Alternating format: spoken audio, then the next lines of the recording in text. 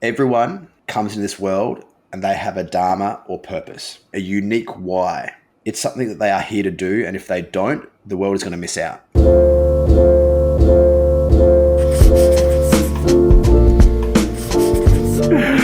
Janoah, welcome to the pod. Adam, mate, it's good to be here. Good to see your smiling face. I'm excited for the chat. I love it. I love it. I love it. Well, let's get into it with a very easy one. Let me ask, what is the context of the early years of your life that allow the people to understand you better as a human? So phase one, we'll talk about sort of the primary school years that are sub 10. They, for me, were an experience of being the outsider, being bullied, wasn't really accepted for who I was. And it was for no huge reasons apart from I had a weird name. I was a bit of a soft kid. Maybe I was a little bit, country town, a little bit darker. It was just, little things that all played a part into me not really feeling part of it. And that was the first sort of stage. And so I was a very quiet kid as well at that stage. And I remember like a bit of a mummy's boy, and and which mum loved at that time. And then I sort of grew up in South Australia, which for anyone listening in down south is in a wine region. It was beautiful growing up there. And then I sort of spent time where out, like we had horses and we used to help the neighbour shear his sheep next door. So that was kind of my lifestyle growing up. Just that wholesome farmer boy. Yeah, that's right. I used to love dressing up as a cowboy, and anyway, dressing up as a cow, mooing around. Yeah, still do. And then phase two is we moved to high school, and I started to grow into my body, and I became really good at sport. So I ended up being, in high school, it was like I was the football captain, the school sports captain, and I started becoming good with girls, and I started partying a little bit, that kind of thing, and I moved very quickly from this quiet guy who wasn't really part of it at the bottom to sort of the top of the cool group, the alpha. And so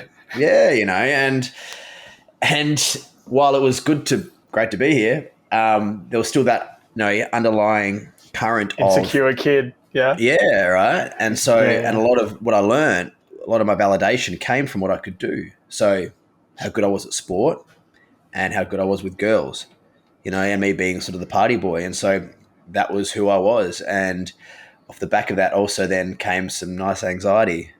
Hello, my friend, anxiety. It's a little sprinkle, and thank you. When did you first notice it? So I didn't realize that I had anxiety. Like back then we weren't labeling, like now every second person labels it. Like even kids are, I'm anxious, I'm stressed. And I didn't know that I had it, but it was in high school. I'd feel I'd vomit sometimes. Oh, that's shit. how, okay. it was, if there was things going on or whatever, I would feel physically ill from it.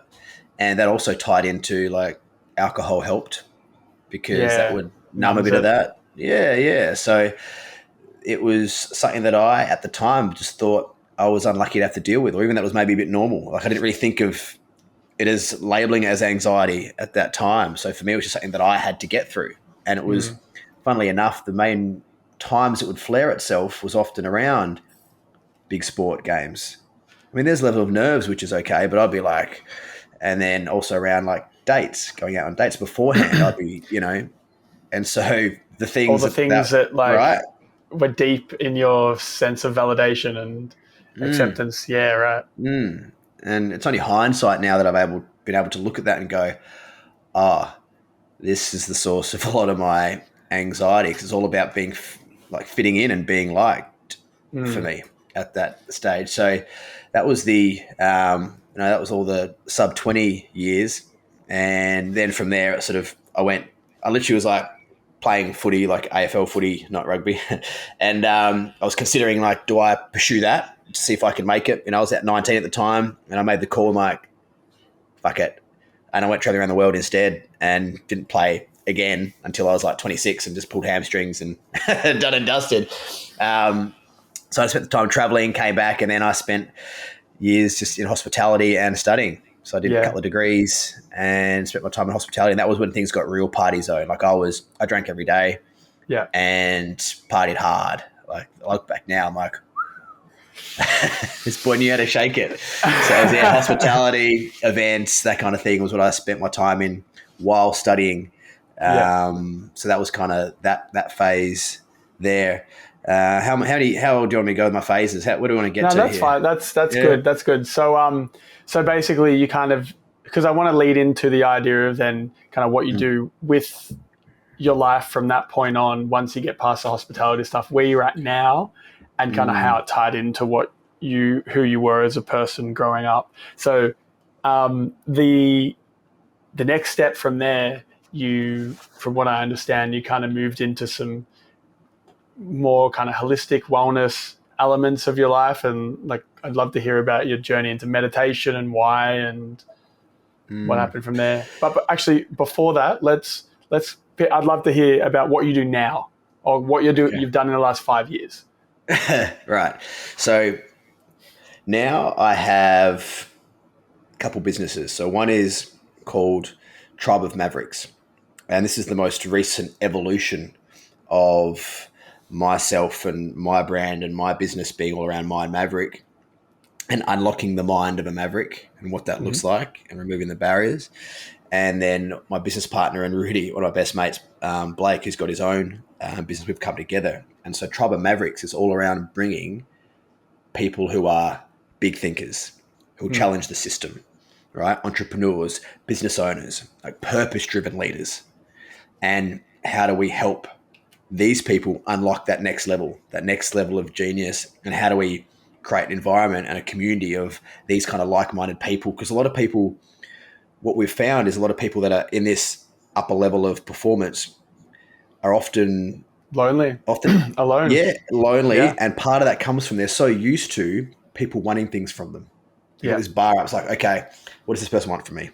Yeah. Right. And so, but if you're around other people who have already kind of got a level of success, they're sort of doing their thing. They're not these, and there's a big, like, we kind of curate this a lot. Like, you don't come in if there's an energy of like, what can I take? Neediness. It's like, no, you're here to give.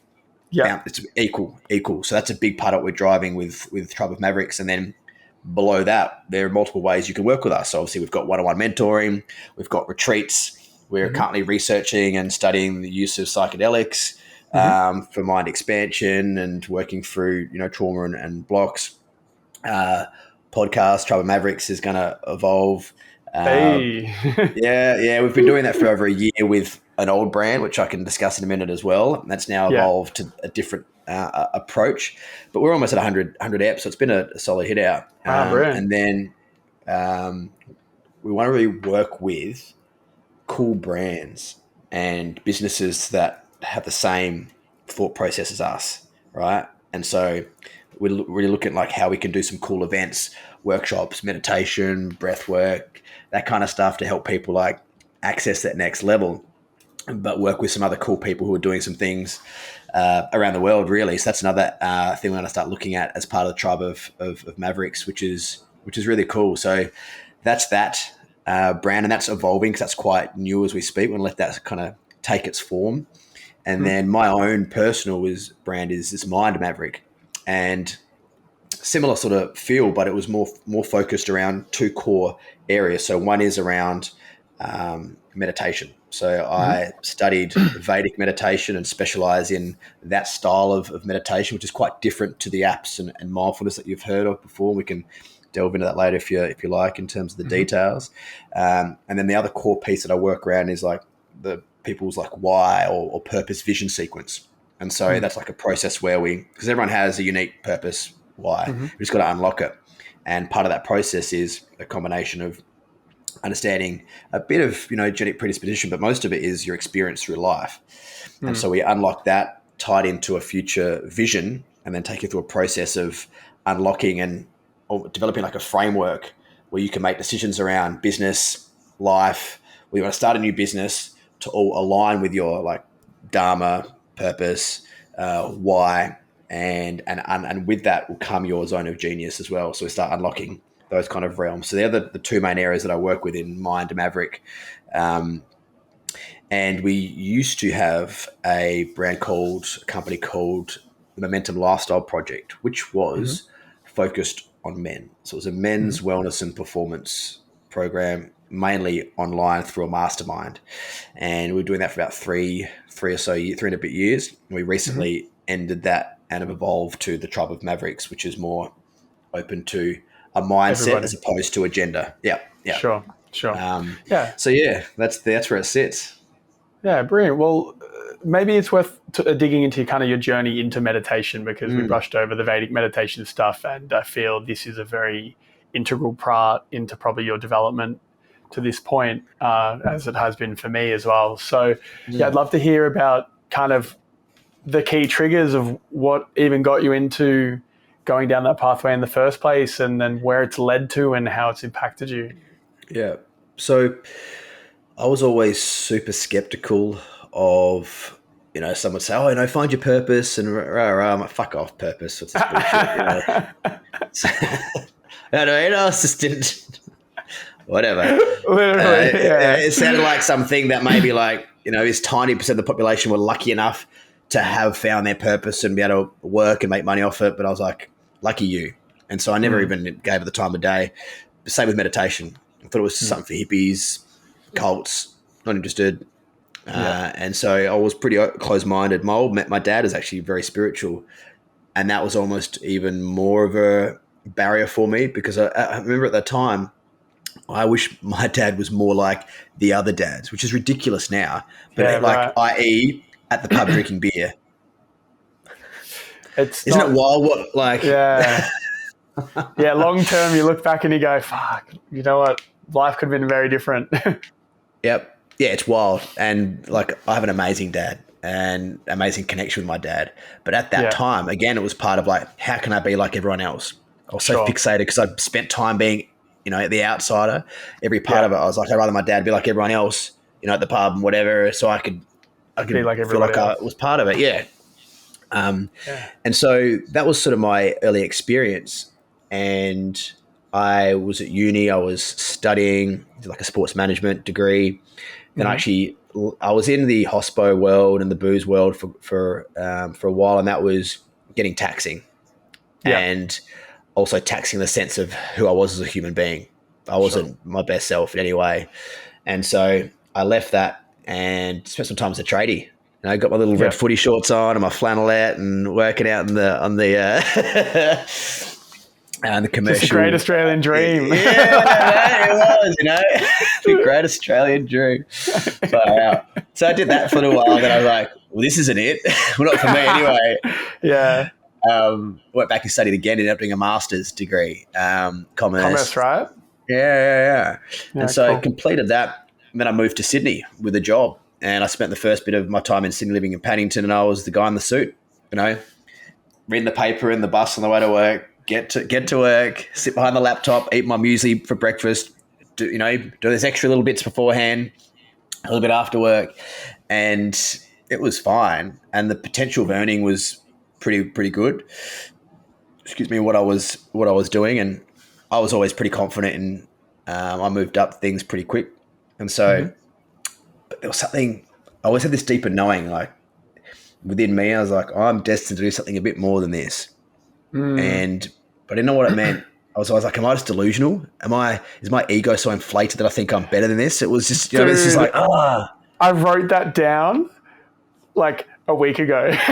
Like, mate, like that yeah, exact line of thinking, exactly that. I want to, like, I feel like I'm destined for more, but I'm not done shit yet.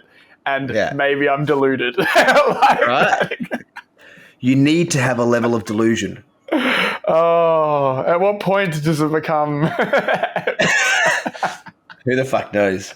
I think Oh, part of it's also not getting too attached to what that looks like, which is the big what do you thing for mean? me.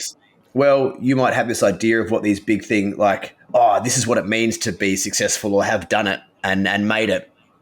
And it might look totally fucking different. You might find Yeah. a totally different, like, i.e., when I was thinking big things, I actually at one stage I was ready to launch a distillery, make alcohol, because I'd spent that was one of my visions. So I was like, that was my vision. I want to own my own business and blah blah.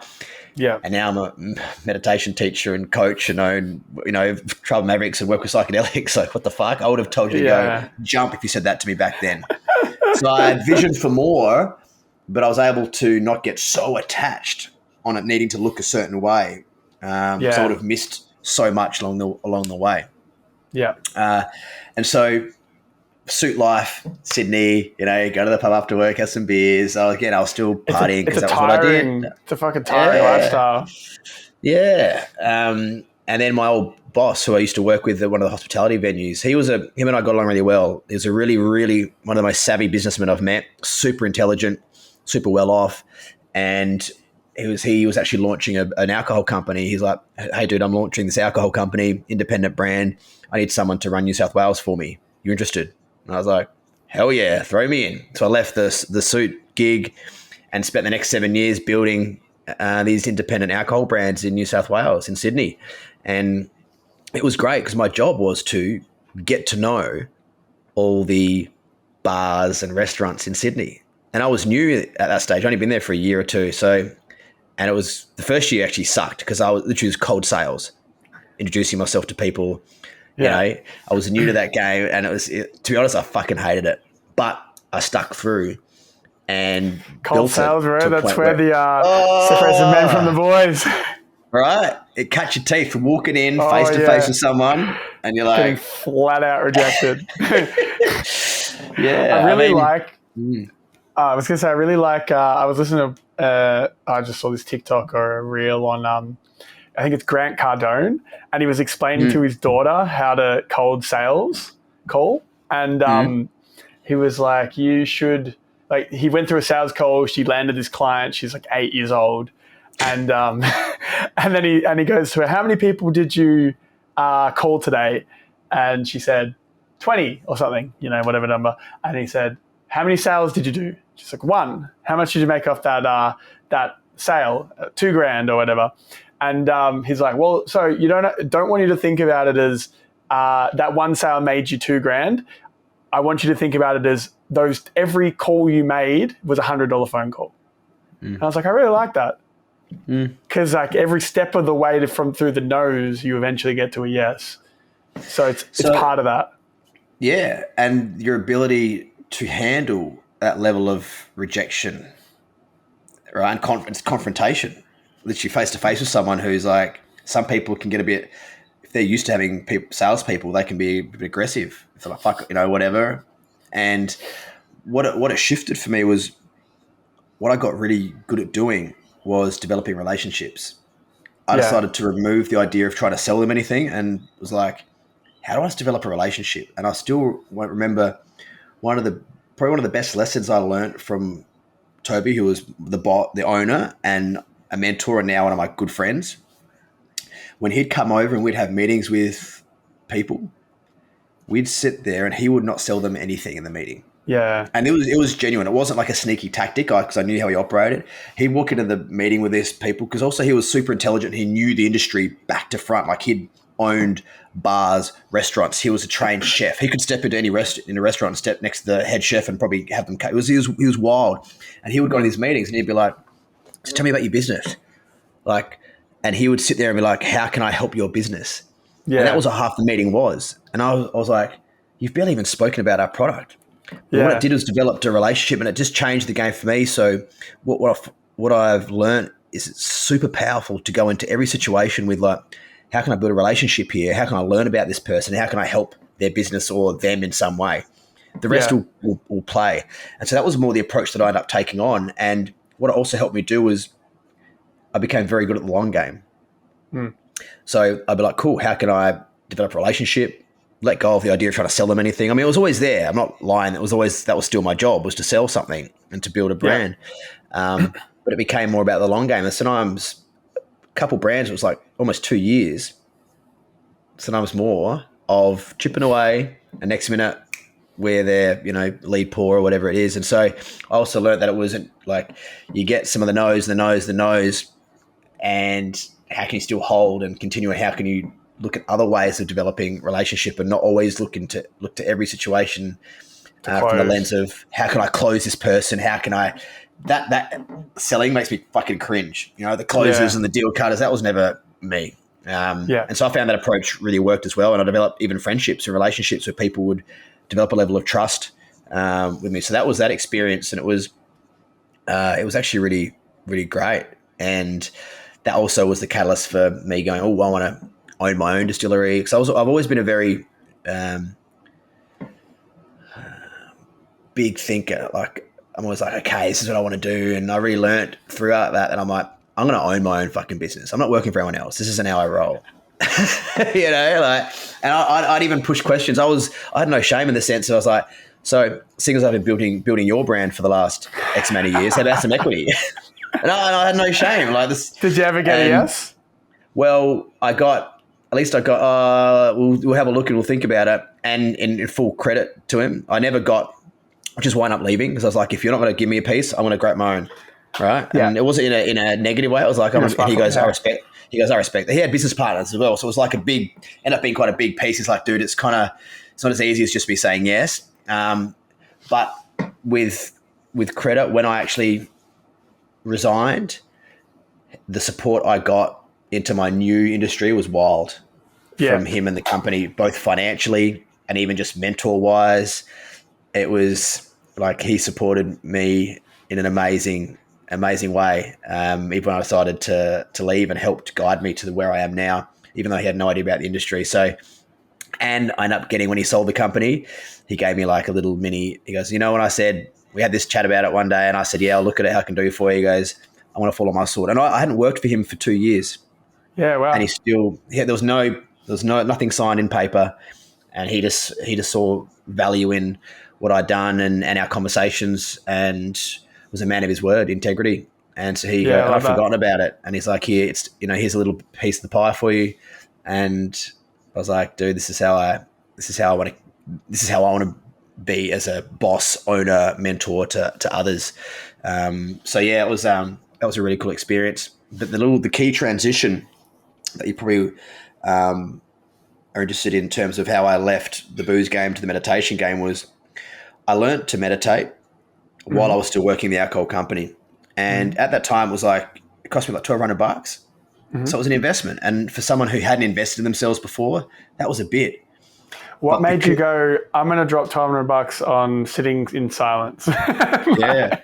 So one of my clients, they were meditators, and they owned this really cool venue. And they also had like a PR company, and her partner had a vodka label, and Vanishing Elephants, a clothing brand. Like, they were super creative, and they were just open about the fact they meditate. And it was one of the first times I looked at meditation in a different light. It wasn't this airy-fairy woo-woo stuff. It was something that people who performed at a high level do, people that are creative, right? And I was like, yeah, I saw that cool too. Exact same thing. I would 20-something years old working. Like, okay, when I say working, I'm like at my dad's office supposed to be doing like drafting, but all I'm doing is reading Business Insider articles. It's top 10 things CEOs do. And like every now and again, meditation would pop up, and I was like, that's interesting. And then kind of just slowly went from there. So same deal, purely like business approach that just kept popping up. Yeah, that was the theme. There was a common theme between high performers and meditation, and I was like, right, and that was what I'm like. I mean, let's do it. And when I joined, when I learned, I committed. I was like, I'm fucking doing. I did it every day, and I kept it quiet. I was a little bit embarrassed, at that time. Kept it quiet, but I started shifting. My mind started changing as a byproduct of meditation. I became more creative. My anxiety, stress just disappeared. Even how I handled my relationships, like with friends and family, like my parents, they said, wow, what's going on with you? What's changed? I was like, was I that much of an asshole? Answer is yes. But anyway, so just everything started shifting in my life. It was quite a subtle shift over time. Yeah. And this is then coinciding with the time when I was looking to launch my own distillery, leave the other company. And I remember sitting with Toby, and I was telling him the news I was going to leave the company to start my own thing, and even then he was supportive, like bless him. And so I said I just want to do. He's like, you know what? Because I don't think that's what you really want to do. I was like, what do you mean? And he was like, look, obviously I don't want to lose you. Like, I get that. Like, I'm trying to keep you in the company because you're an asset in my mind. But he's like, but also I also want the best for you. And he goes, but have a think about this. And so I flew home, and then literally at that time I was sitting with it, and I was like, what do I really want? And then this thing came up as an ad to become a meditation teacher with the people who I learnt from initially, who I loved, and I became friends with as well. I didn't actually know she was teaching people. And I was like, this is it. It made no sense to me because I'd literally invested at this time over 10 years, over a decade into the industry of hospitality, events, alcohol, developed relationships, the old sunk cost fallacy. Like, this does not make sense at all, but something about it. This is that idea of following charm and intuition. Doesn't make logical, rational sense always. And I did Following that. charm? What do you mean by that? So the concept of charm is something I learnt through studying the Vedas. It's the Vedic knowledge, which is where the meditation comes from. And the concept here kind of ties into your Dharma as well. And so everyone here. Just for the listeners as well, the Dharma is like your purpose, your way of being, right? Yeah. Yeah. Yeah. So everyone comes into this world and they have a Dharma or purpose, right? A unique why that drives them. It's something that they are here to do. And if they don't, the world is going to miss out. And often we can get confused with thinking it is this huge, I have to start a charity or something. I have to learn all these crazy skills. So our Dharma is something that's innate to us. All right. We can do it. It's our unique zone of genius. We do things slightly in our own way. Right. And so it's really cool when you start understanding it. And now the universe is also always giving us little signs and direction and help. The nature of every human being is to evolve and grow. Unfortunately, for a lot of us as human beings, we get caught in maintenance, comfort, and we're not growing. And that's why so many people are not happy and addicted to fucking painkillers and medication, Netflix and porn and all the rest. Like, we're a mess right now. Right? Cheap dopamine, brother. Yeah. Kill the cheap dopamine. Serious, dude. It's literally, but we're not growing and evolving. Most people aren't. Most people, they go to work, do their thing, come home, follow the system, watch Netflix. I mean, I watch Netflix. Nothing wrong with that. But we're not growing. We're not challenging ourselves, right? And so the universe is always going to give you little signs of when, like, this period here, this thing's done. It's time for the next, right? And it's going to give you little signs. And often these signs, they are intrinsically charming to you, but they don't make that left brain logical, rational sense based on your past experience, right? And so this is where it might be. And most people, when they give you advice, they won't be able to see the charm because it's not charming to them. It's only charming to you, Yeah. and you alone, like at a deeper level. And it's almost like what it could look like. To give you an example is you're working for this company and it's a big brand name. Everyone knows it. It's great career progression, good money, right? That makes logical sense to climb your way up the ladder because you spent so much time in the industry as well. But then there's this other opportunity here, which is like, somehow, why does it always keeps coming back and it excites you in a weird way, but it doesn't make any sense. It's with a brand or it's a new brand. It's not going to make you much money. And everyone else is like, what are you doing? But this is charming to you.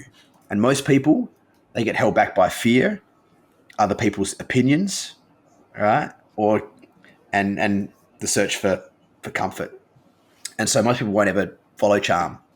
And most people also just find themselves stuck in going through the motions of life and wonder why things are missing. It's because they're not living in line with their purpose, Dharma. They haven't unlocked their unique why, which everyone has, which I've now learned after thinking it was all bullshit.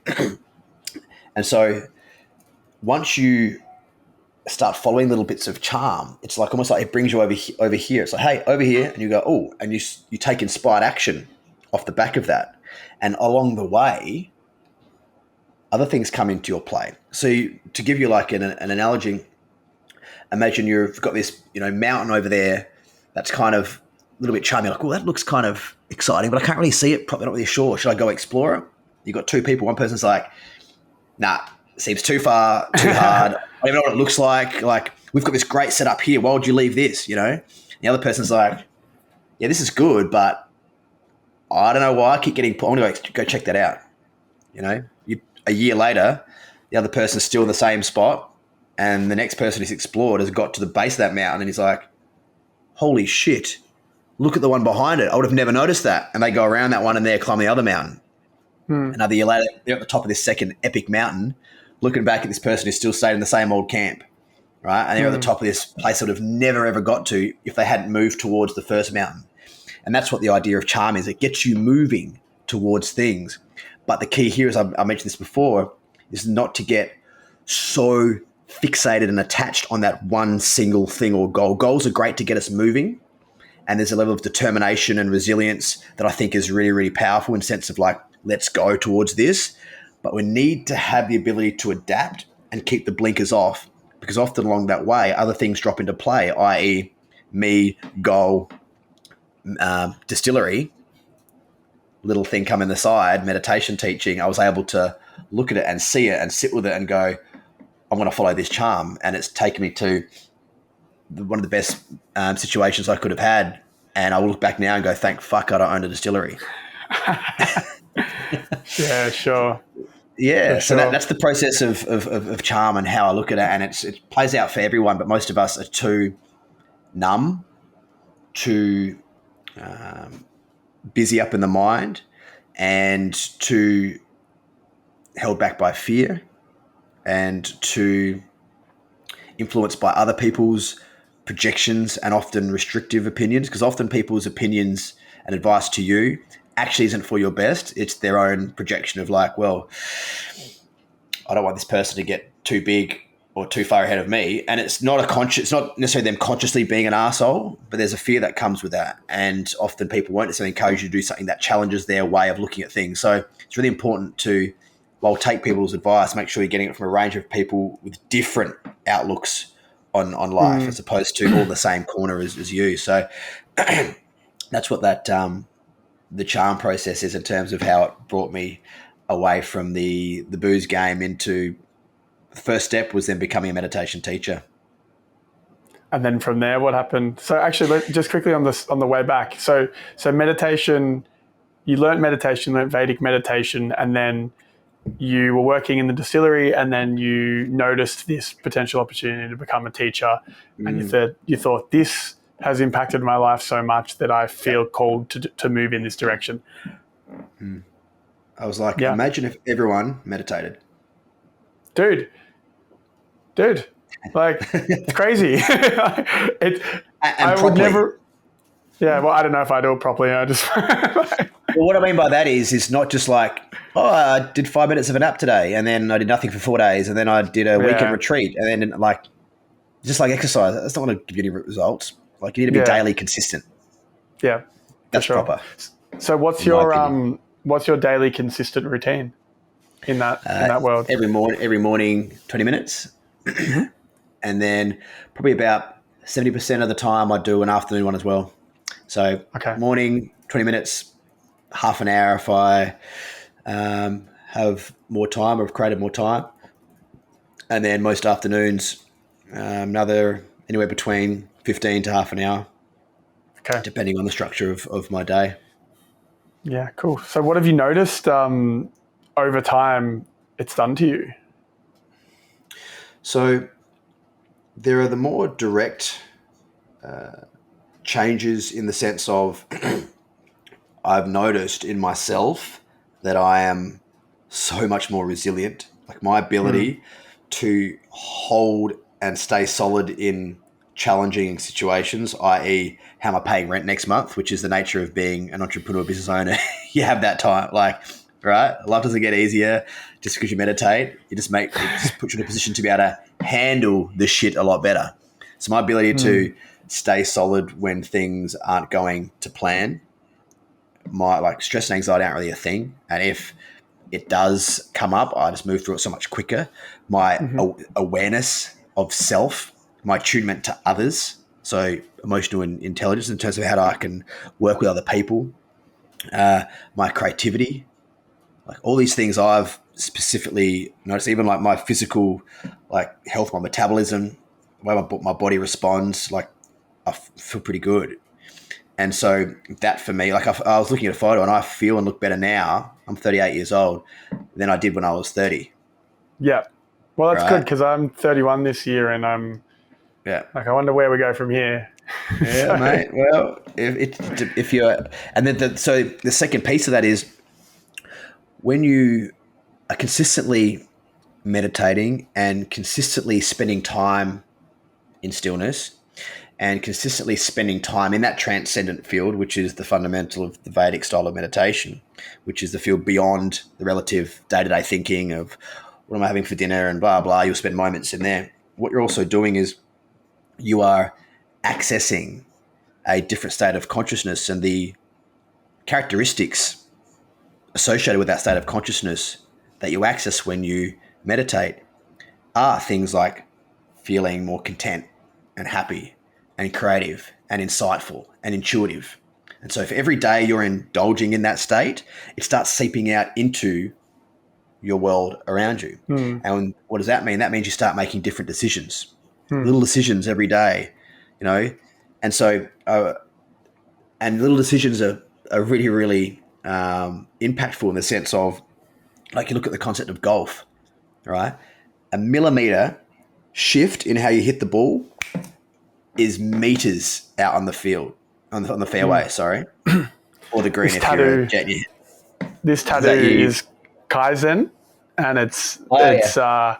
yeah, the exact same concept. I'm like obsessed with this idea of compounding. Yeah. Obsessed. Little changes over a long period of time 100%. become Yeah. big changes, and Yeah. I came across that, and I thought, oh, I've wanted another tattoo. That's perfect. I Yeah. just got it done. This kind of means something to me. I can tell a story. Let's go. Yeah.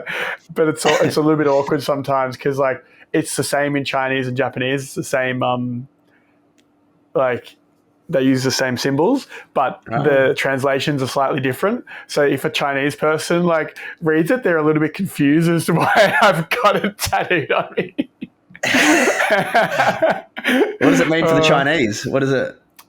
I think it just means like change or improvement or something. Oh, yeah. Like it kind of works, but it's Yeah, it'd be like you having improvement on your arm. It was like, yeah. Like, is there a Latin version for that? Because that would sound better in Latin, I feel. happiness. Yeah. So I'm pretty much I'm pretty much the basic white girl. Like, Yeah, I I've see become that.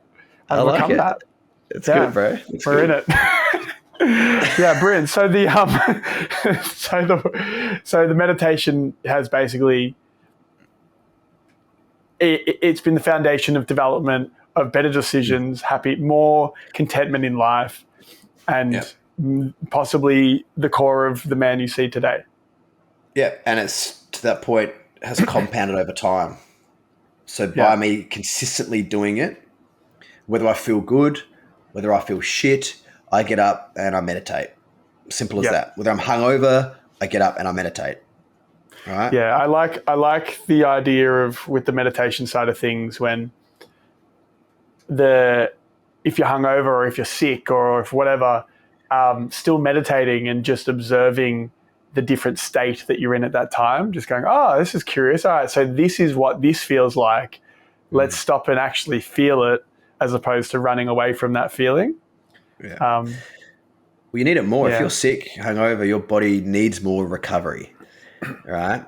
And the power of being able to, and this is the challenge most of us human beings have, is we don't like the experience of suffering, any kind of suffering. How do we escape it, right? And we search for ways to numb it.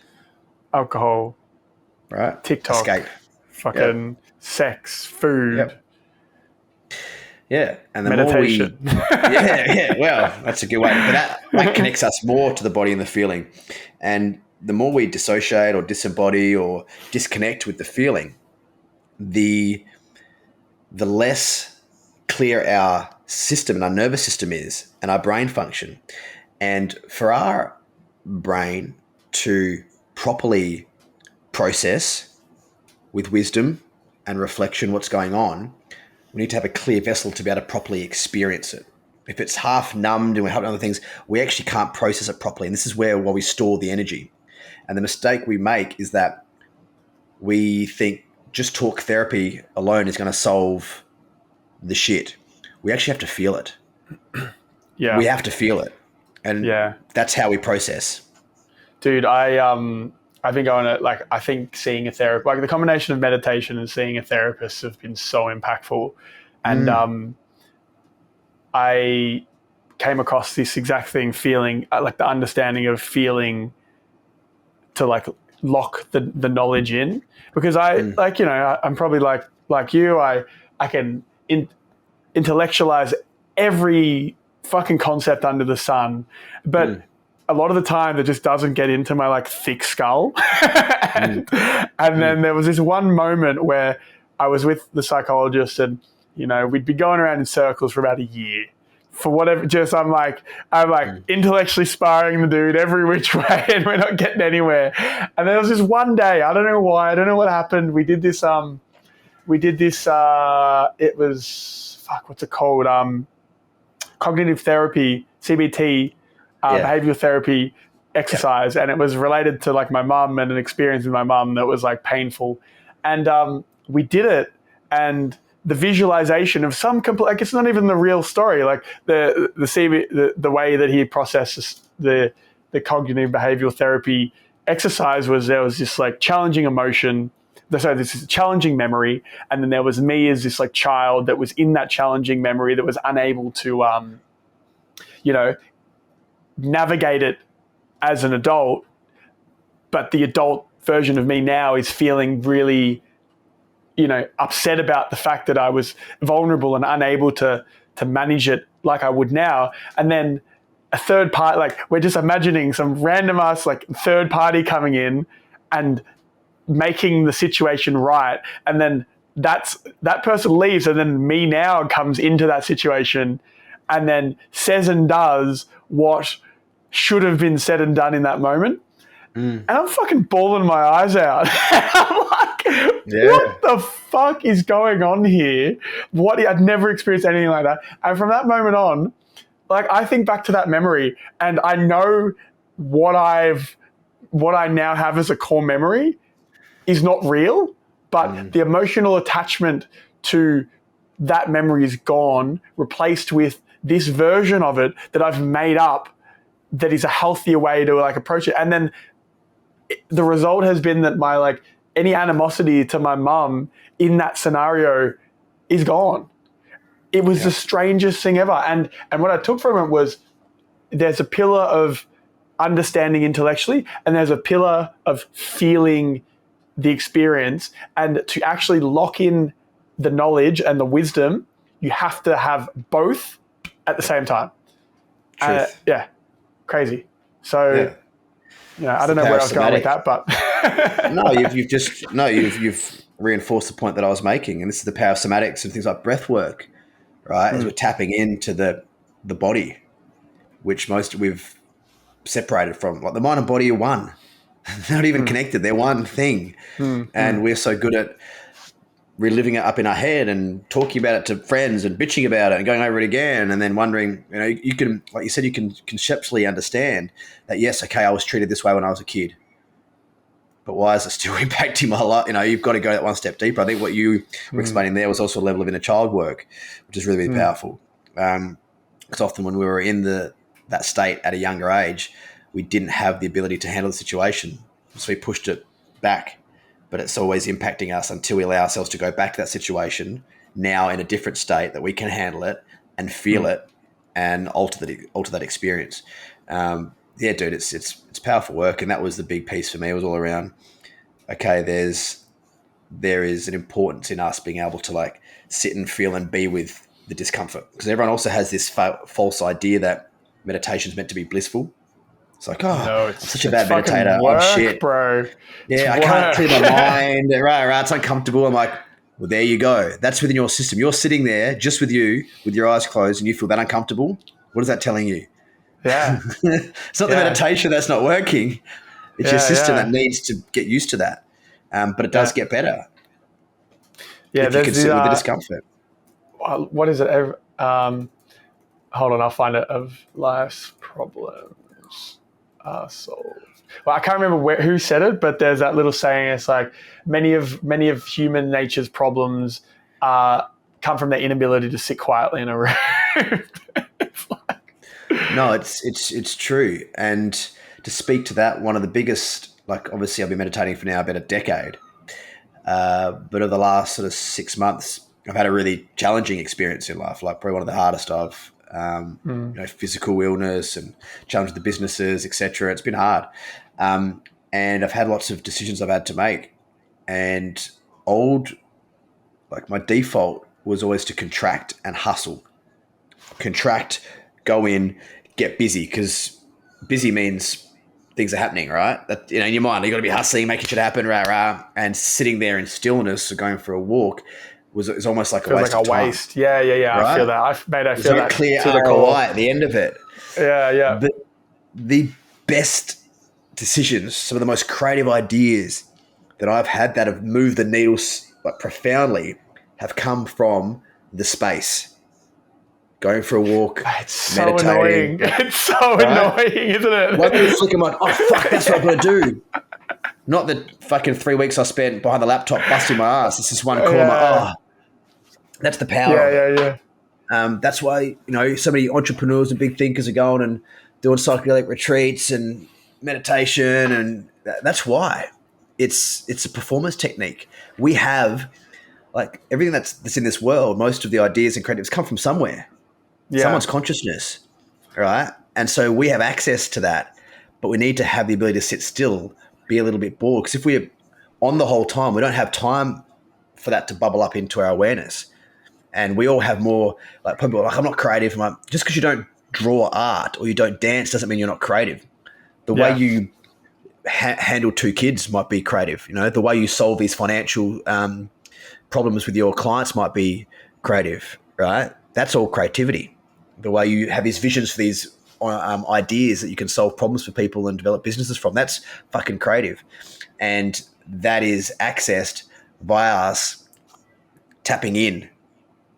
Creativity isn't from learning from someone else's. That's not creative. That's just regurgitate. That's what school's all about. It teaches us to learn how other people have done things, not question it and regurgitate it out again. Creativity is around, yes, having an awareness of that, but then going within and looking at what is a different way I can look at this. What is my intuition telling me? What works for me? And let's go. And that's how you create new ideas and innovation. So it's a really, really powerful tool to be able to do that, to be in some kind of stillness and go in, as opposed to always being, how can I absorb externally? It's a bit scary though, isn't it? You think you just need to be moving forward, and it's it's definitely something I've been challenged with at the moment. That feeling of just doing the internal work when it's so uncomfortable and there's so much chaos around you, just trying to chip away. Oh man, it's not easy. It's not easy. But it's got to be done, unfortunately. And also growth isn't like, which is the mistake. Growth isn't linear. It's not linear. Like it's not like this. That's not how it goes. Growth goes, and then back a little bit, and then fucking this, and that's the reality of how it goes, which people need to understand as well, because there can be this idea that, like, if you create a bigger context, right? So say this is the power of looking at an overarching vision in terms of who you want to be, what you want to create. Because if you break it down to, so in the coaching world, for example, often people talk about, $10,000 months or $20,000 months. And if you're fixated on this like very short-term goal and parameter of success, often you can feel a level of failure and defeat very quickly, because you might be like, if you look bigger context, you're like, I want to have own multiple, like for me, this is, I want to own multiple businesses that have, that are purpose-driven, that have an impact on the world, right? Not, I need to be earning $10,000 a month from every business now. If I were to have that as my marker, I'd be failing. but in a bigger context, that provides room for me to have my ups and downs and still have the positive view and vision of where I want to be. So within that, within that bigger context, there's so much more room to grow and to move and learn things and make quote unquote mistakes and go backwards and this and that on the way to creating this bigger overarching vision. So yeah, even just taking that sort of pressure off is a really good way I've learned to look at things and where I want to go. Yeah, thinking long term, for Yeah, sure. Thinking long term. Again, you gotta step back. You just gotta step back. yeah, man. There's Get that. silent and step back. Was the balance between hustle and drive and getting shit done? Because also there's also the spiritual manifestors who are just like, I'm just gonna do a vision board and align my planets and look for triple numbers, and and it's all gonna happen. It's like, no, you gotta get your fucking hands dirty. You gotta get in the arena. Yeah. Get up, wipe some blood off your face. Let's go again, and have a level of like contemplation, spirituality. Like I'm very spiritual. I look, astrology, all the rest. I'm into it, and I have reverence for it. But also, sometimes you just got to fucking strap your boots on, put your helmet on, and go and get shit done. And there's that balance of like hustle and contemplation that needs to be mastered. Because then there's also the people who are down the opposite route and they just head down and bust, and next minute they're heads up and they're burnt and fried and out of alignment and maybe got a whole pile of money, but everything else is fucked. So it's like, how can you find that balance? And then they spend the next 10 years trying. Right? That's the whole second mountain the whole second mountain All roads concept. lead to the same outcome, don't they? They all lead to this if you're paying attention. It's just how hard and challenging and fuck we want that road to be. And again, that's that little piece of intuition and charm. It's like, can you see more? I mean, like, oh, as opposed to following, and this is like following the treadmill of everyone else.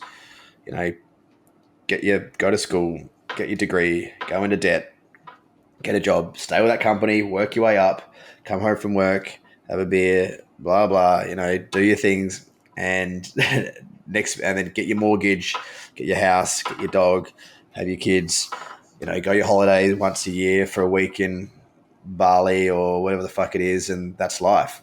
And for some people, if that's what you love, that's what you love. But that isn't the only way. There are 8 billion other realities out there if you want to have a look and work out what actually is in alignment for you. Because most of us just gobble up what we've been fed, and it keeps us in a controlled system. I think people are breaking out of that though. The more and more conversations I have with people, the more and more things seem to be changing, especially with the younger generation. They're like disenfranchised with the existing way of living life, and they're searching for something different. So it's definitely going to be different, and I agree. There's definitely a level of questioning of some of the old systems going on, but there's also a level of, I think there's a huge drive of some of this new generation that they're driven by entitlement and being famous. And you look at all these fucking TikTok reels where they're doing this fucking dance and millions of people are viewing and liking and validating that, and I'm like is this what you want to base yourself off?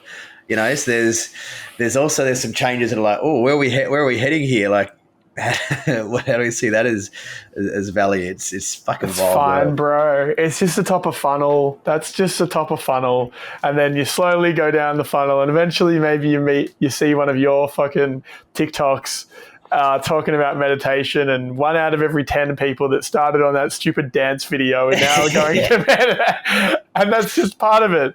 It's part of it. Bring him in. It's part of it. Wow. So what? Well, let's dig into the Vedic meditation specifically. So, talk to me about. I have no idea what Vedic meditation means or does or how you do it. What would be the kind of like synopsis of it at an overarching level? So the fundamental behind the Vedic style of meditation is that it works with a mantra. So a mantra is not an affirmation like I am powerful or I am abundant. Like, they're affirmations. And a mantra in this realm is a sound vibration. All right. And so it works off there's two kind of two kind of core things going on here. One is that our bodies accumulate stress and tension and fatigue as we go through life. Mm-hmm. Simple as that. Like it's chemical memories in the cells of our bodies. And so that accumulates over time. This is why for a lot of us, we're good at pushing through to a point, right? And then Until you, something happens. And yeah. unfortunately, most people wait till something happens and then they're suddenly like searching for themselves and doing meditation and all this kind of stuff, but they've fucked themselves up until then. And so one key part of what this style of meditation is doing, which is very different to like the apps and visualizations and concentration and guided meditations, is that it's getting your body into a state that allows it to start doing the processing of the buildup of stress and tension and fatigue in your Mm, system. So when you go mm, to bed at night, our bodies naturally process some of that.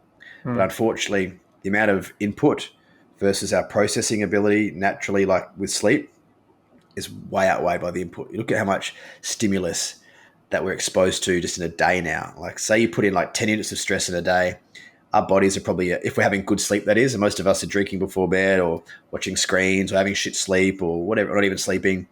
And so the quality of sleep is not great for a lot of us as well. So you wake up the next day and you've probably only worked off like 5 or 6 units of that stress and tension from the day before, and you wake up with debt. Mm. So you do that by weeks, months, Months, years. years, yeah. It's a build up.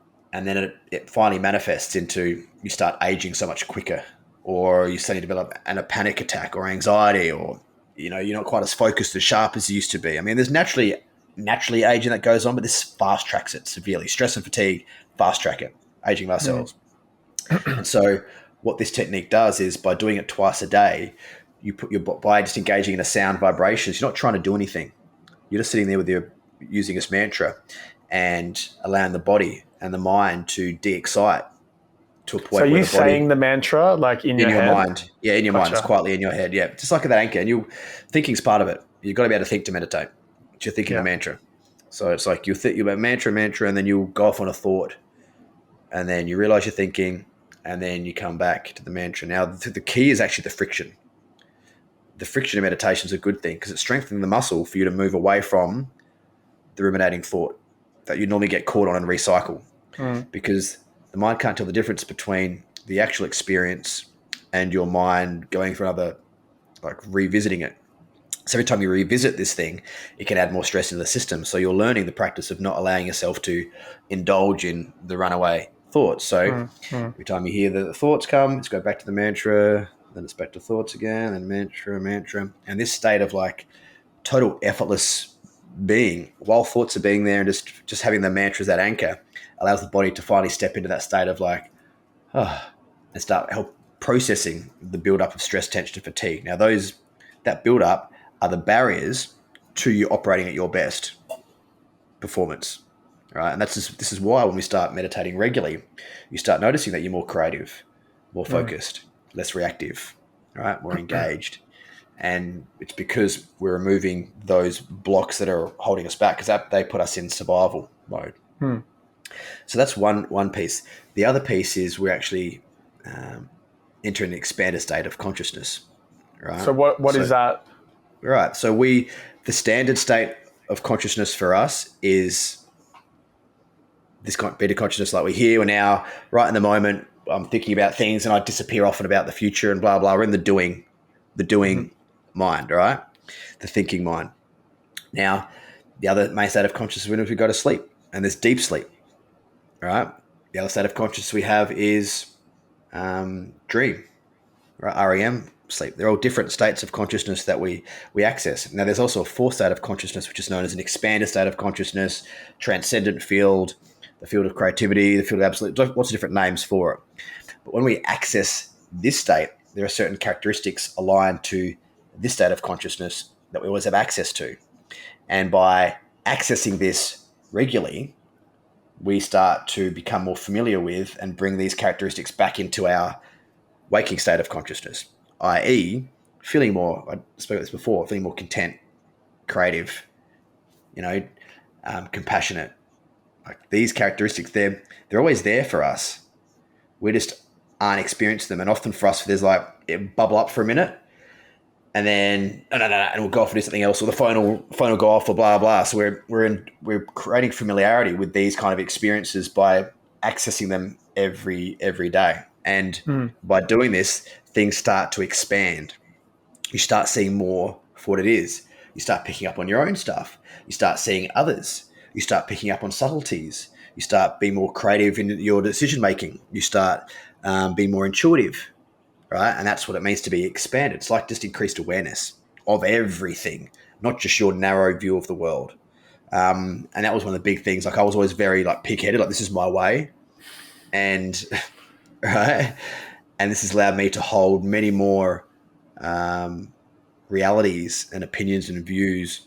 Don't get me wrong, I'm still judgmental because I'm a human being, but I can handle that so much better now than what I used to be able to.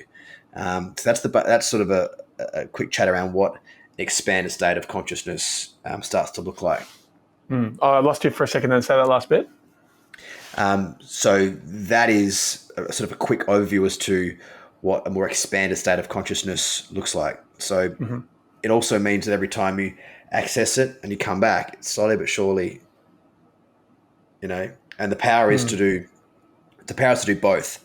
Because if you're just spending time off in a cave like a monk and never experiencing the real world, it's just one side of the thing. So you can't actually maintain that level of expansion in the real world. So the key is to like dip in and then come back and engage in the real world, right? Mm. And then dip in again and then come Mm. back into the real world. And it's Mm. almost like slowly like dipping your nervous system into this, like bathing it in this pool of resilience and creativity and all the rest, and bring it back out to the world where it gets faded away again. Then you dip it back in and it gets Mm. faded away, and then you dip it back in and it gets faded away. And over time, it becomes more color fast, and you're able to Mm. hold more of that no matter what's going on in the world. Mm-hmm. Mm-hmm. If that makes sense. Yeah, definitely the idea of spirituality being, somebody going into a cave and the all of that stuff where that makes no sense to the like general population, I think is a trap in itself, because I Yep. think the deeper level of being a spiritual person is having those experiences and then integrating them back into regular society and helping to lift the rest of us out. And you can't do that if you're, in a commune just doing nothing but chanting all day. Like, Mm. it doesn't help anybody. No. And it's like here, when the level that you could be is at here, but you have to put in the work to integrate the cosmic understanding of whatever the fuck you've like taken on board back into the chaos of the of the world. I did this really interesting thing last time I was in New York, and I went to a 1 day Vipassana Oh yeah. course in the middle of the city. It How's was that? Nice and still. very strange, very strange. It was like this little room, and it was half in Chinese, half in English. So it was a bit tedious to just listen to Mm. everything he had to say, and then they do the exact same thing in Chinese. Yep. But I was like, this is okay. I'm just sitting with this. It's like, this is part of the experience. But then Yeah. to like leave that and go straight out into just chaos, I was like, Yeah, that's intense. it was a lot, but interesting. Mm. So you've talked about meditating twice a day. What what's it? And you've talked about the Vedic meditation. What is kind of the perfect daily routine for you then? Like, what's a perfect day from morning to bed? Mm. So ideal is I wake up at the moment. Waking up at 5, and then Mate, I woke I'll. up at 12:30 p.m. today. I'm like Ooh. working nights.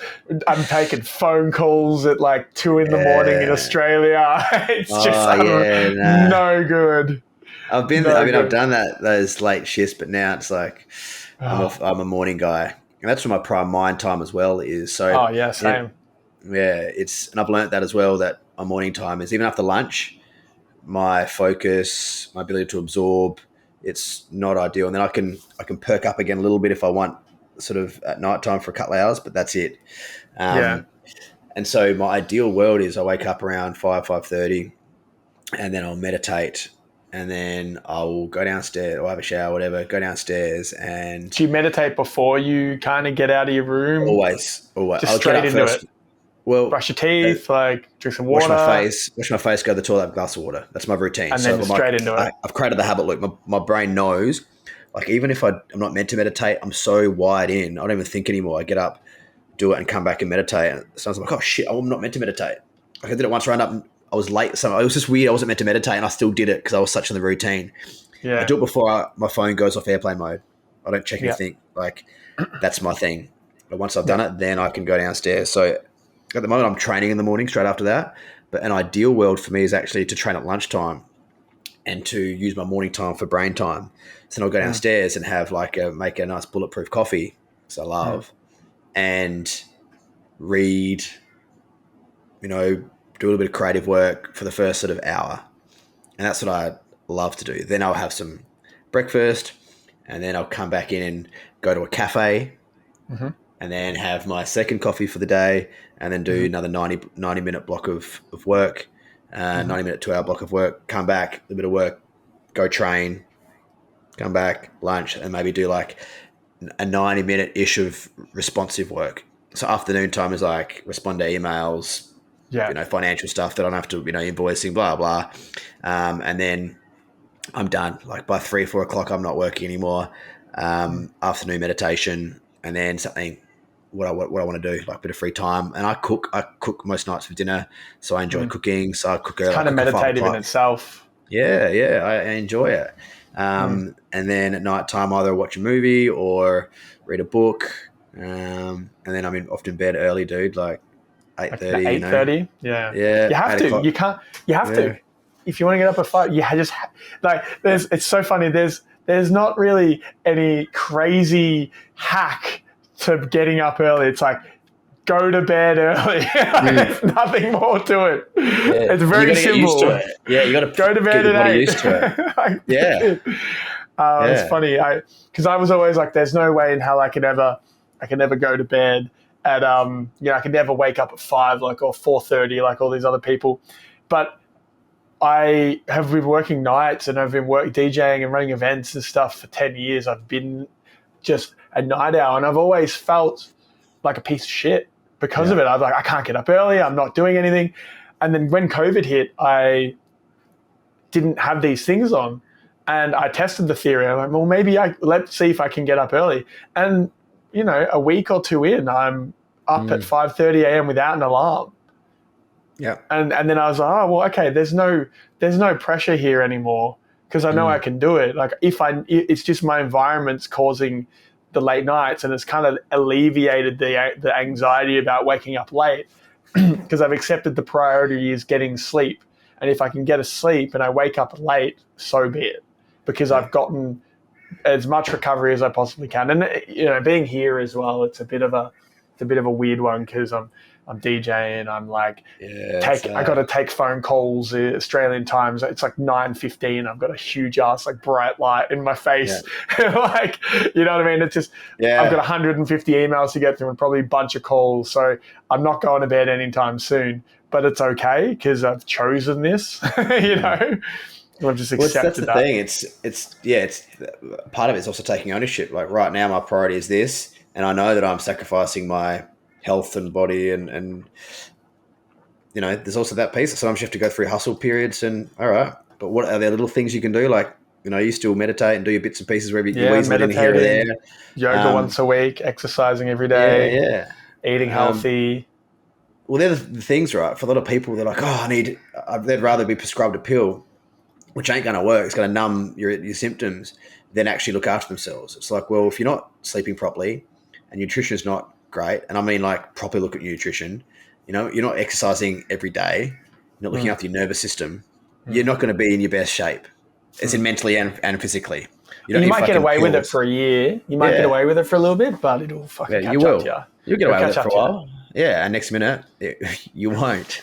I've looked at it's interesting because I have, I was from Geelong, and Geelong is kind of at times, it's getting better now, but it's been a bit of a rough place at times. And I would look at a lot of people I grew up with, and I was always pretty much that sober guy. I never really partied that hard. I would hang out, I would be in it, but I wouldn't be in it.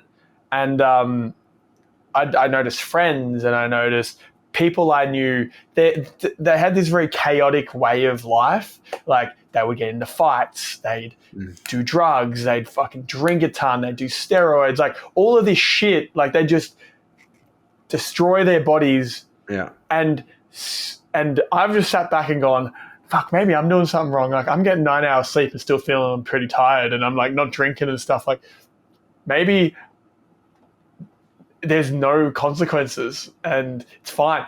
But now, 10 years later, you've got people dying from car accidents because they're just like super loose, like jail, knocked up, like died, cancer, fucking everything.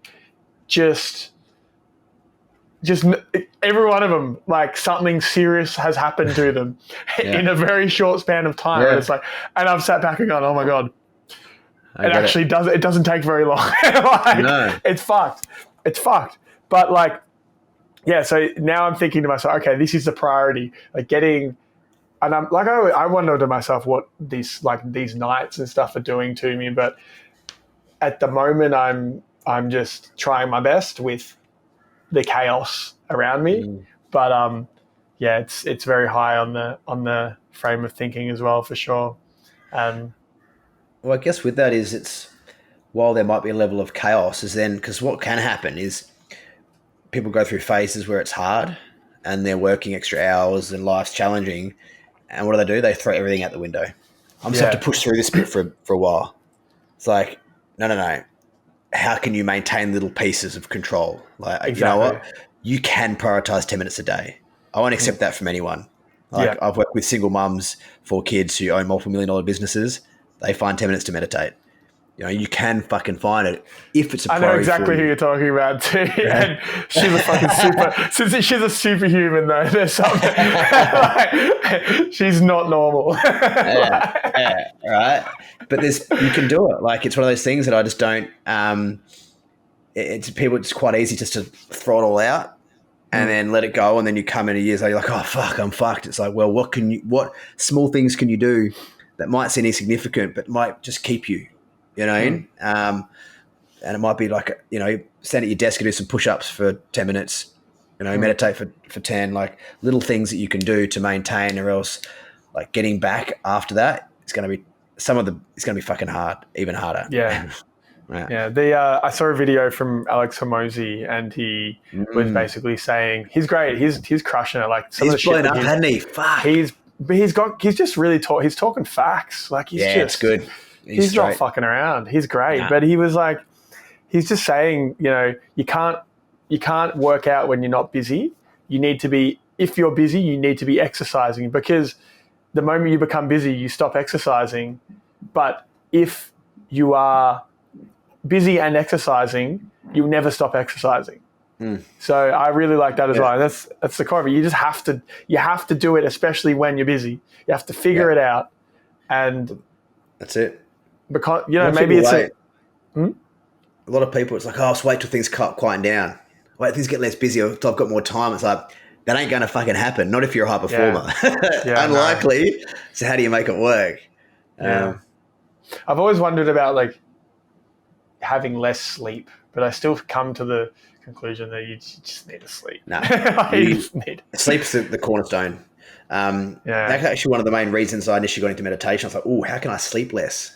All right, and do more, and I still need my sleep. And also the key is to be aware of is the quality of sleep, like sleep hygiene. You might be in bed, but you might have. What do you got there? Whoop. It's a whoop. Oh yeah. To recover, like you might have been in bed for 9 to 10 hours, but your recovery is fucked. It's like, okay, cool. What am I missing here? All right, that's a mistake often that people make. Is it's not just the time we've spent in bed. It's like, well, what's the quality of that time? Like, did you spend the 2 hours before that watching a screen? Are you breathing heavily through your mouth? Like, did you have a drink within an hour of going to bed? Like all that kind of stuff. Nice. Mouth tape. I've got the same. I've got the same one. Oh, it's so funny. Dude, you wake up earlier and fresher after it. Like I wake up before my alarm and I put the tape on. It's wild.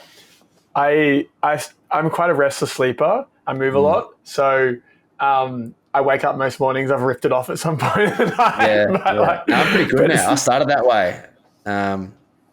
It gets yes, used. You get used to it after a while. It's so good. yeah, we're getting there. We're getting there very slowly.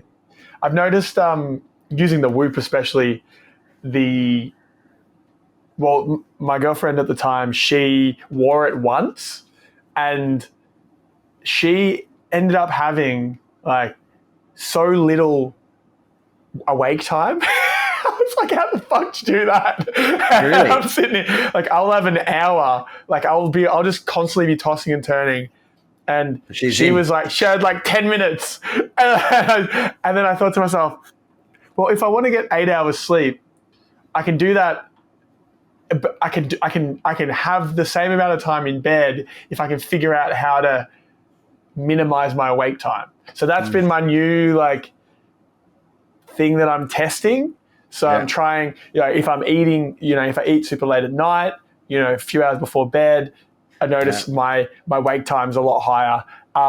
So I'm trying something different now where, say I work late or I DJ late, I get home, I haven't eaten dinner and it's 11:30, 12 or something. I'll just skip dinner. I'll just go, I'll eat in the morning. And we'll see what happens. I haven't got any data on that yet, but I've done it a few times. You also got to test it, yeah, because everyone's also a little bit different. Like what works for me won't necessarily work for you. I mean, there's some fundamentals around health, but you got to I was going to say, you got to play with yourself. Also a good idea, but you got to test. You got to test what works for you and see what actually is your best operating system.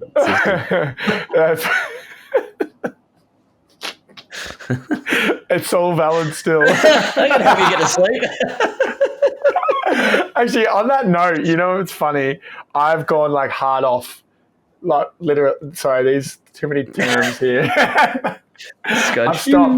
I've stopped completely. I don't do it at Retention. all. Done. Yeah.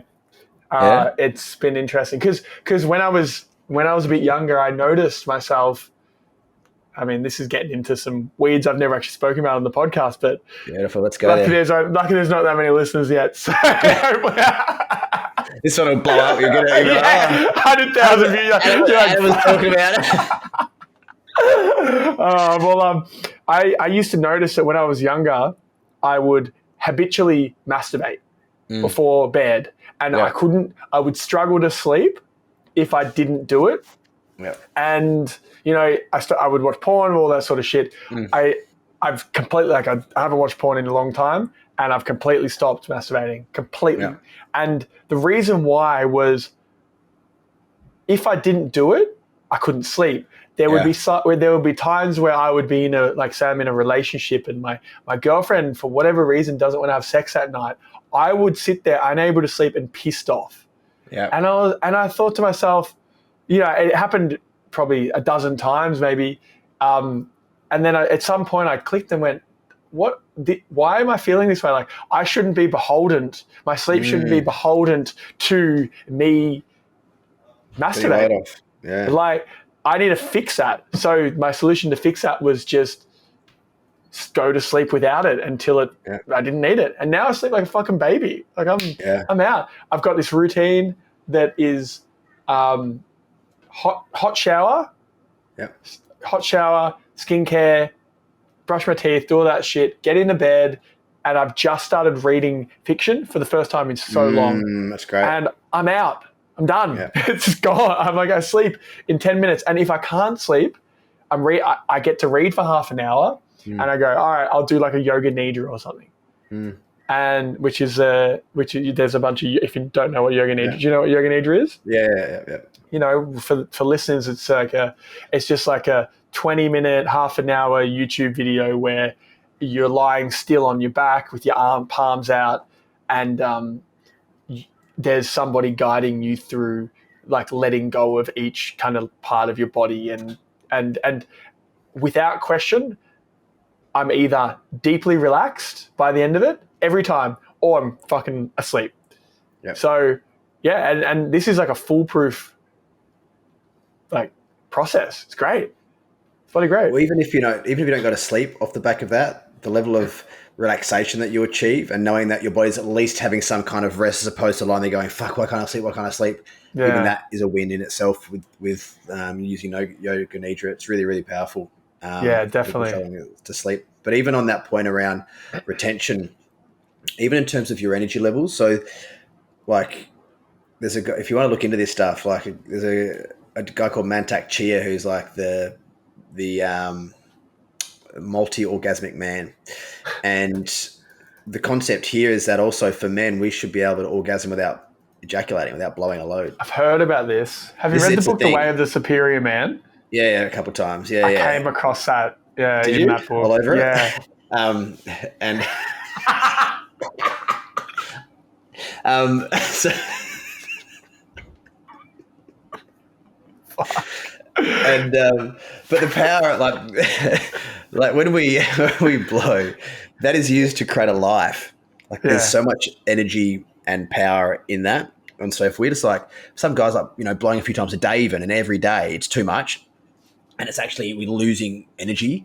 And when we're able to withhold from doing that, and so there's different calculations for different ages, but on average, once a week's probably a good time to blow. Right? Oh, really? Maybe, yeah. And that day you can go as many times as you want. It's my day off. It's like bring some supplies in the room, lock the door. You submerge. Well, you bring the partner, like buckle up here, love. And so there's like it's short for younger, like that's probably about mid-30s. For younger, it can be more regularly. 20 seconds. But even with that, it can help you.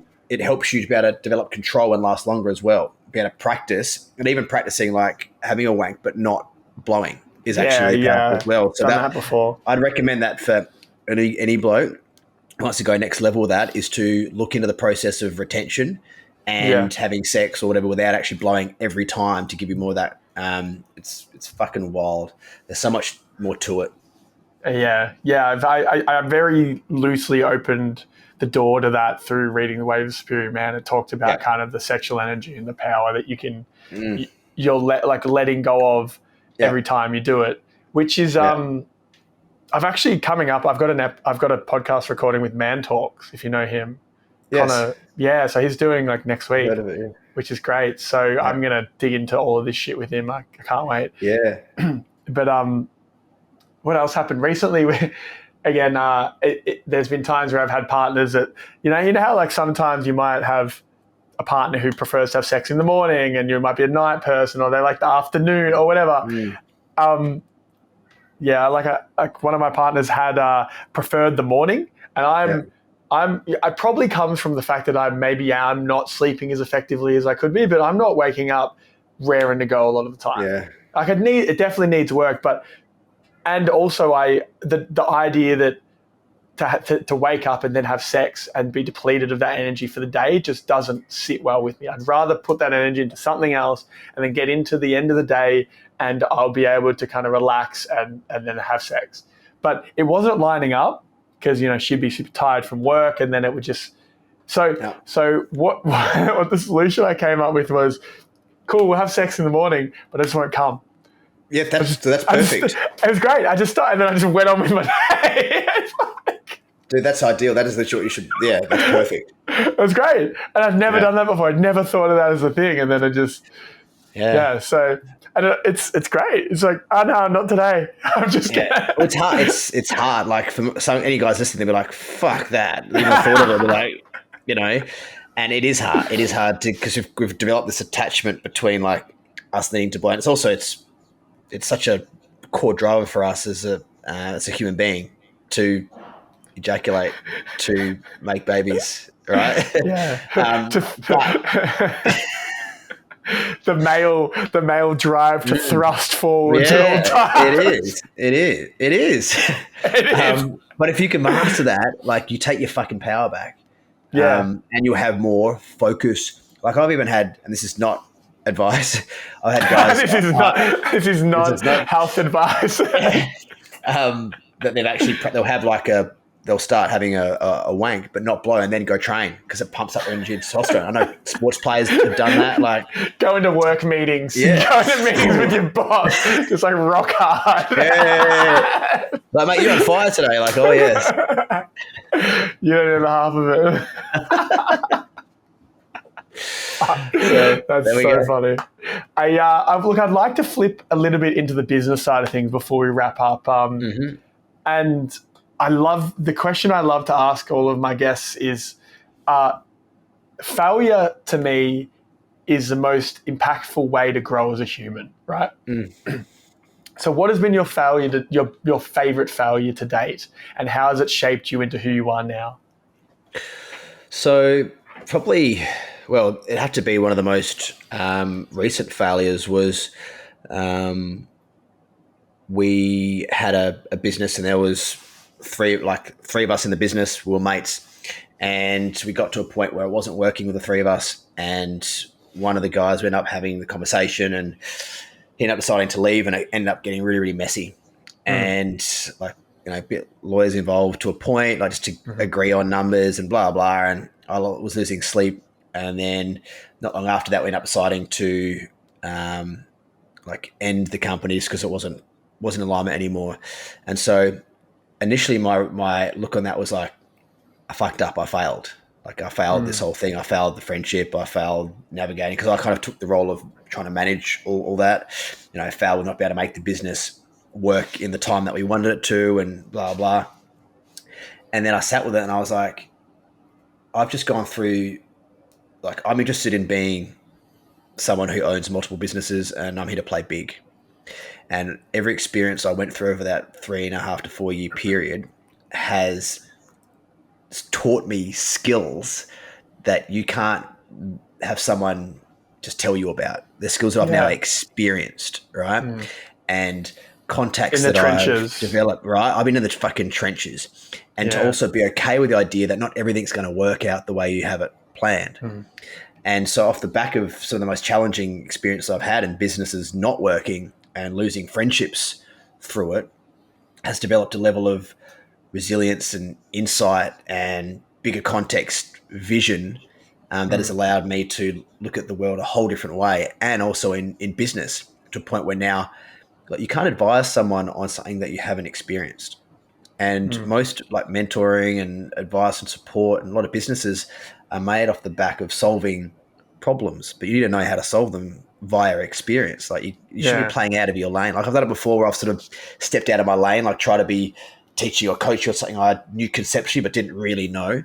And so what challenge and failure gives you is actual experience and knowledge to then be able, because I'm big on like, what's your impact going to be? Like I use that as now, this is my fuel. It's like, I can now confidently help and advise people on these situations, what not to do in business. Right. And so here's the playbook of everything I did. And if you do the complete opposite. It's a big, it's like, blow the dust off. It's like this big fucking thing. All right. That's how I see it. It's like, it's literally chinks in my armor. So at the end, I'm like, I know what I'm fucking talking about because I've been through it. I haven't sat in this little ivory tower over here and had everything gifted to me and it's all been perfect and, I'm this lucky guy. It's like, no. I've earned my stripes. So I've cut my teeth on the reality of life, and that's where I can mentor and develop businesses and impact from. So that's how I look at some of these really, really challenging times. Yeah, cool, man. It's I feel pretty similar to you. I think I've gone through a pretty challenging time period on the business front, and it's led me to be pretty lost and confused. And like the podcast is an interesting manifestation of that confusion. It's like, well, what about this? But I'm not quite at the point where I go all in on it. But it's this idea is really starting to be considered a bit more seriously. I think I just need some like feedback from the world.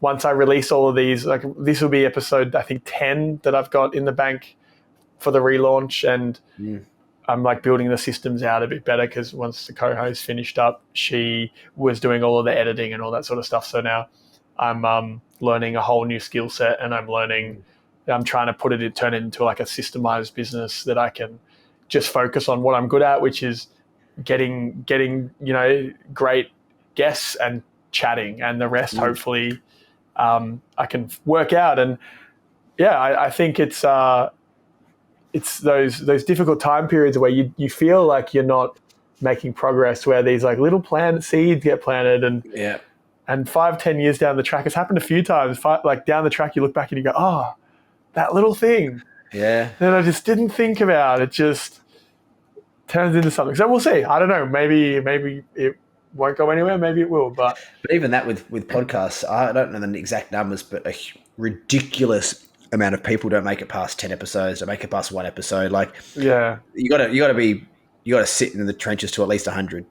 You know, you gotta like but also in your situation, who knows? Like you running this podcast, it might not be the podcast that's meant to play out. Like it might be a guest that comes on one day, you end up going to business with, or falling in love. You know, who the fuck knows? Like, or gives you an idea. It's like, holy shit, I thought about this, and you go off somewhere else. Like, they're the gifts that come in with doing this as well. So you can look at it as a bigger picture. And this is another piece of like talking about the failure. It's like it was a failure in one sense, like I guess financial. But what are all the other like ways it was a success? Like the relationships I got from it, the knowledge, all that kind of stuff. So how we can look at other ways, because often we look first, it's like money.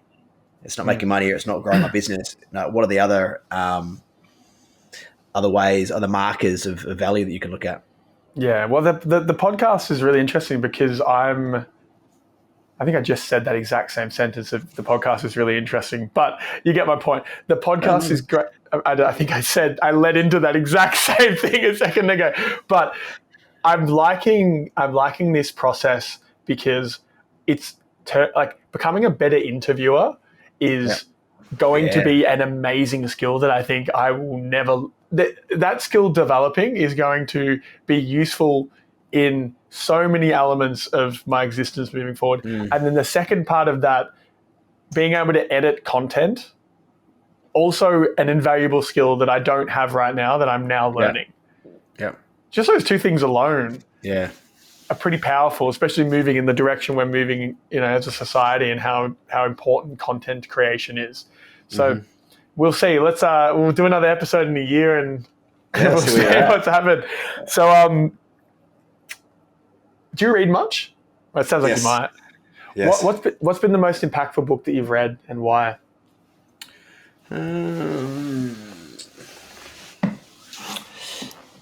Well, there's been a few. I'm trying to think of what more recently. Start with Why. By Simon Sinek. Yeah, what a guy. It's just direct. So I mean, there's another really cool book I think everyone should read called Lost Connections by Johann Hari. Okay. Read that. That talks about a connection to like people, values, loneliness. It's a really fucking cool book in terms of like these are the reasons why people are struggling. And that was a little while ago. That's a profound book. But for me personally, Start with Why, it's literally fast-tracked my thinking in like different ways of I'm now focused on helping people unlock their unique why, purpose, their vision statement, developing that process, their core values around it, their unique zone of genius. So I like it's these like the Simon Sinek, your Ikigai process, Dharma, Gay Hendricks, like combining all these fucking cool people with epic concepts and bring it. That's kind of how I operate. Like I go through all these things and I pull out all the best bits to develop my own modality through it. So they're probably the two that I'd say jump into. Yeah, nice. I read Start With Why a while ago. I really like Simon's work. It just makes sense. And once you apply that to your life, I think a lot of those core principles, like the 7 Habits of Highly Effective People and How to Win Friends and Influence People, Simon Sinek, like Start With Why, a lot of them they're kind of the same premise of like, you got to start with the reasons, the core reasons, before you get into the what's. Like, and they're all kind of the same. It's all the same approach. Sick. Yeah. I think for me, my recently the one that keeps popping up would be this book called The Beginning of Infinity by David Deutsch. I've spoken about it on the podcast a few times. It's a book it's basically a it's a book about human ingenuity and this time period. It's a little bit dense, but it's a book about human ingenuity and the fact that we don't understand exponential ways the world works. Like we think linearly, the world is exponential, and when some form of knowledge gets to a certain point, it becomes exponential. And once it's exponential, it's out of the gate, it's never coming back. And that point is the beginning of infinity, is in the book. So my battery has been exhausted. Give me 2 seconds. Anyway, the beginning of infinity, basically, it's a book about the moment where knowledge gets turned into exponential ideas that can't be let out of the bag. Like they can't come back in the bag after they're out. And you get to those points by being something in the book called a universal explainer. So humans, we, using novel ideas, can come up with new concepts. And it's very rare in society, or like in like the animals and humans and kind of everything in the world, that things can come up with their own ideas and really create new knowledge. And the core of it is that with that, we're able to get ourselves out of challenging situations, get ourselves out of problems, and solve our way out of like all of life's difficulties and all of our crazy, intense challenges that no one thinks you can get through now. The fact that we can solve problems and we don't think exponentially as like individuals means that it's highly likely as a collective we'll be able to get ourselves out of difficulties. And the way that we do that is by getting more knowledge. So when I read that book, it made me realize that the only reason why I can't do things is because I don't have enough knowledge about the situation. So I just need to develop my knowledge, and then I'll be able to solve the problems that I have, and I'll be able to move forward. Yep. Agreed. And it's extremely powerful. Yeah, it's extremely powerful. Like a good book. It's a great book. Yeah, it's a lot. You'll have to read it. To put it on my list. So look, with the screen not working, maybe we should end it pretty soon. But and I'm conscious of your time. But there was one last question I wanted to ask you, and maybe we can talk about the psychedelics and retreats next time. We can do another episode and go through that once you've really fleshed. Do a proper one on that. Yeah. Why don't we both do some psychedelics together, and then we'll do the episode. Yeah, let's see where we go. Oh my God, I'll be down. I'll actually be down. So what is the why of all this? What's the meaning of life?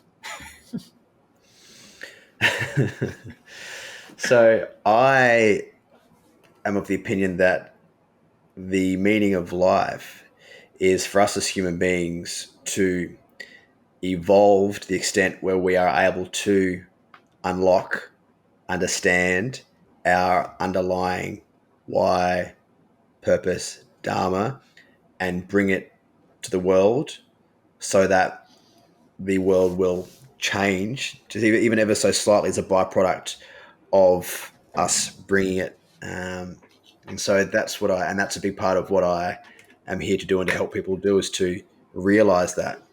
Because not only is when we realize this why or purpose, or understand what our dharma is, going to have a positive impact on the world, it's also going to have a positive impact on us. If you're living in alignment with a level of purpose, meaning, Viktor Frankl, there'll be a deeper level of fulfillment and contentment that's also available to you. So A, for the universe, and B, we're back. Is back, and B, for you. So that's what I that's my take on our why for being here.